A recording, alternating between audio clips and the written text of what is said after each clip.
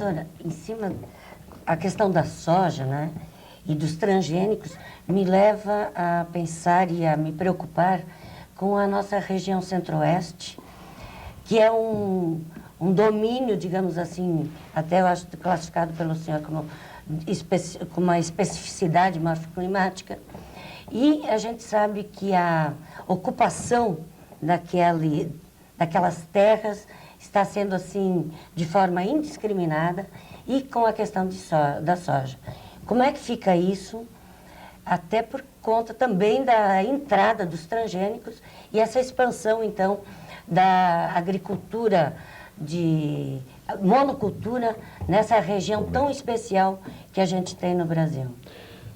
Eu aproveito para falar para minha querida colega que eu conheci o domínio dos cerrados há quase 50 anos, quando ainda era aluno de faculdade. E por isso eu assisti, em momentos diferentes, a evolução dos processos agrários dentro do domínio dos cerrados. Para mim, foi um momento especial da minha vida, sair do Mar de Morros, onde eu nasci, lá no Alto Vale do Paraíba, e chegar um dia àquelas extensões desmesuradas de chapadões, com cerradões campestres e, ao mesmo tempo, penetrados por florestas, galerias biodiversas. Mas houve um momento em que a gente previu impactos em relação àquilo que depois aconteceu, de uma penetração do capitalismo selvagem e do apossamento de terras pela Amazônia. E naquele momento a gente pensou que seria preferível abrir um pouco mais os cerrados para atividades agrárias do que permitir e incentivar o apossamento das terras florestadas da Amazônia para fins de agricultura comercial num solo já reconhecidamente como menos fértil do que os outros. Mas o caso dos cerrados é muito particular, são extensos chapadões sulcados, às vezes por vales não muito dendritificados, sem muitos afluentes secundários. E esses chapadões largos têm uma topografia muito suave e um solo também deficiente em certos tipos de condições geoquímicas. E o resultado é que a gente pensava que se pudesse utilizar partes desses cerrados para evitar a penetração na Amazônia. Eu mesmo me penitencio por ter dito isso claramente numa certa época, porque as condições exigiam. Mas veja bem, depois disso, a expansão capitalista econômica pelos cerrados, através de pessoas que não habitam a região propriamente dita, fazendeiros de todas as áreas do Brasil desenvolvido e de cidades em processo de desenvolvimento dentro do próprio domínio do cerrado. Depois disso, nós assistimos em 30 anos à ocupação de 60,5%, isto aproximadamente, dos cerrados por sojos. Primeiro se partiu de uma pecuária extensiva, com fazendas enormes, que eram patrimônio dos senhores fazendeiros, para o arroz de sequeiro, que foi a primeira atividade agrária que deu resultados razoáveis, e de repente entrou a soja. E nesse momento, ninguém mais pôde conter a organização espacial do mundo agrário do domínio dos cerrados. Os cerrados ocupam 1.800.000 quilômetros quadrados de área no Brasil Central, fora encraves pequenos na Amazônia, no estado de São Paulo e em outras áreas circunvizinhas.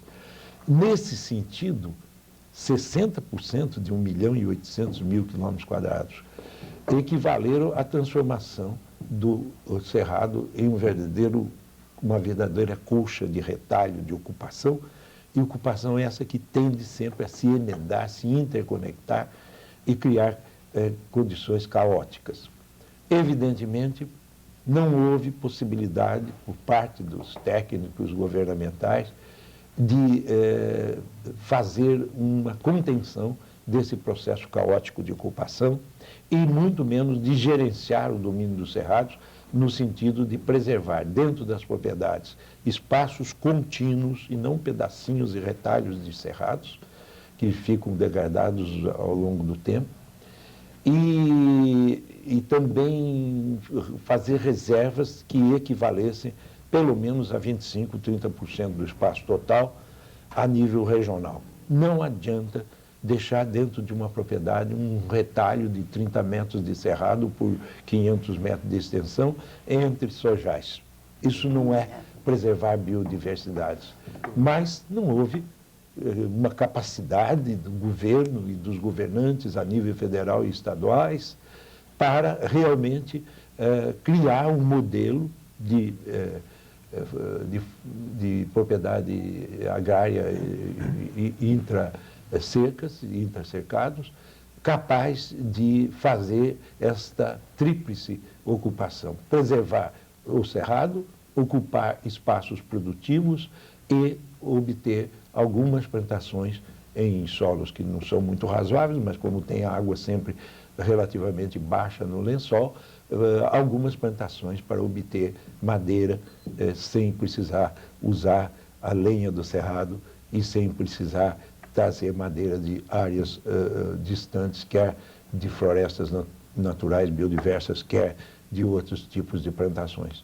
No projeto Floran, eu trabalhei bastante o problema desta questão da reserva de cerrados dentro de cada propriedade, seja ela média ou grande. Nas pequenas é mais difícil a gente estabelecer percentuais e, ao mesmo tempo, usar dos espaços mais favoráveis para a soja, independentemente desses pequenos contínuos importantes de reserva de biodiversidade. Ninguém percebeu muito bem o sentido dessa proposta e houve alguém que maldosamente disse que era um trabalho tecnocrático e que não tinha lido e nem gostado. Isso é muito comum no Brasil e é contra isso que a ciência combate e faz um processo de esclarecimento para o cidadão e ampliando a cidadania e, ao mesmo tempo, aperfeiçoando a mensagem científica para todas as classes sociais, independentemente dos especuladores contumazes que continuam apenas pensando no seu patrimônio, independentemente do patrimônio mais importante que deve ser preservado para todo sempre na história do planeta Terra, até quando for possível, se não houver mudanças climáticas drásticas que possam desequilibrar todos os processos. Osís, essa questão que você está analisando, tanto a questão filosófica e ética que você coloca da relação da ciência com a cidadania, cabe bem nessa discussão do cerrado que a professora Maria Dolores Busch acabou de nos pôr em debate. Eu queria só dizer o seguinte: no norte de Minas, você pegar naquela região de Montes Claros, por exemplo, você tem um índice pluviométrico em torno de 1.050 milímetros anuais, média. A média, se eu tenho uma média, pegar uma comparação, a média de 1970, e você pega nos anos 90, essa média continua em 1.045, ou seja, irrelevante a variação em termos de dinâmica, né? No entanto, o senhor tem hoje uma diminuição significativa do número de rios na região.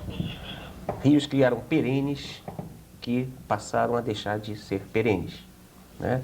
Então, populações que o senhor vai conversar, você sabe a importância, inclusive, desse conhecimento dos gerazeiros, né, dos catingueiros, que também é uma região de transição já para Caatinga, mas depoimentos que eu vi assim, de pessoas dizer que não dormiam à época das chuvas por causa do barulho das águas. E essas pessoas que diziam que não dormiam por causa do barulho das águas, moravam junto a rios que permaneciam rios durante o ano inteiro. Fala-se em mais de centenas de rios que desapareceram com o mesmo índice pluviométrico, né?